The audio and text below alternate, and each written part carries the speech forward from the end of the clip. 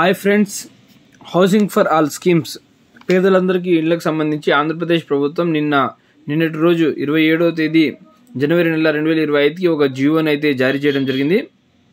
అర్హులైన వారు అందరూ మన సచివాలయాలలో లేకపోతే హౌసింగ్ డిపార్ట్మెంట్లో అప్లికేషన్లో అప్లై చేసుకోవాలని అయితే తెలియజేయడం జరిగింది.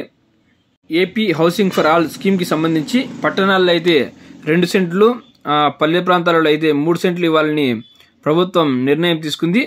2 ఏళ్లలో నిర్మాణం చేపట్టాలని, అదేవిధంగా 10 ఏళ్ల తర్వాత యాజమాన్య హక్కులు కల్పించాలని జారీ చేయడం జరిగింది. దీనికి సంబంధించి విధి విధానాలు కూడా తెలియజేయడం జరిగింది. లబ్ధిదారులు తెల్ల ration card, white ration card ఖచ్చితంగా కలిగి ఉండాలి. బీపీఎల్ ఫ్యామిలీ కుటుంబానికి చెందిన వారై ఉండాలి.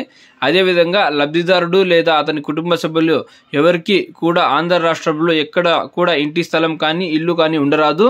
గత ప్రభుత్వ హయాంలో ఇల్లు కానీ ఇంటి స్థలం కానీ మంజూరై ఉండకూడదు. మెట్ట ప్రాంతాల్లో 5 ఎకరాలు, మాగాని భూమి 2.5 ఎకరాలు మించి ఉండకూడదు. అదేవిధంగా గత ప్రభుత్వంలో ఇంటి స్థలం మంజూరై ఉండి కూడా వాళ్ళు ఇల్లు కట్టుకొని వారు కూడా ఈ పథకానికి అర్హులవుతారు.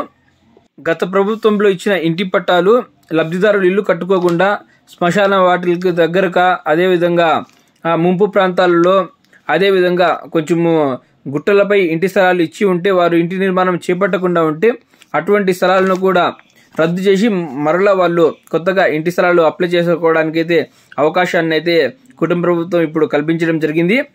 గత ప్రభుత్వం కోర్టు కేసులో ఉండే స్థలాలలో ఇంటి పట్టాలను కేటాయించడం జరిగింది. ఆ స్థలాల్లో కూడా లబ్ధిదారులు ఇంతవరకు ఇళ్లను నిర్మించుకోలేదు.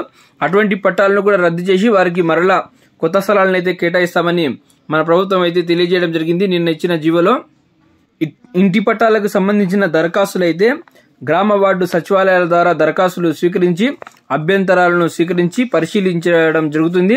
అదేవిధంగా తుది జాబితాను మున్సిపల్ కమిషనర్లు, అదేవిధంగా తహసీల్దార్లు వీటిని వెరిఫై చేసి అర్హుల జాబితాలను అయితే రిలీజ్ చేశారు.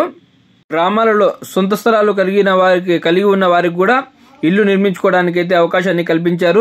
ప్రభుత్వం నియమించిన విధి విధానాలు, అదేవిధంగా 4 లక్షల వరకు సబ్సిడీని కూడా ఇంటి నిర్మాణానికి ఇస్తామని కూడా నిన్న ఇచ్చిన జీవోలో అయితే తెలియజేయడం జరిగింది.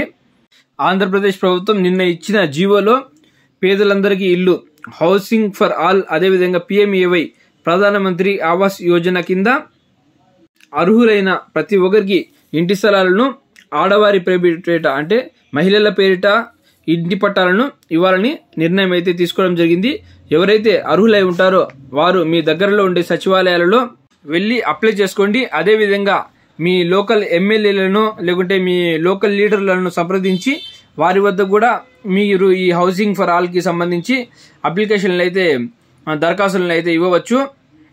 ఫ్రెండ్స్, ఈ వీడియో మీకు ఉపయోగకరంగా ఉంటే ఈ వీడియోని లైక్ చేయండి, షేర్ చేయండి. అదేవిధంగా నా ఛానల్ని సబ్స్క్రైబ్ చేసుకోండి.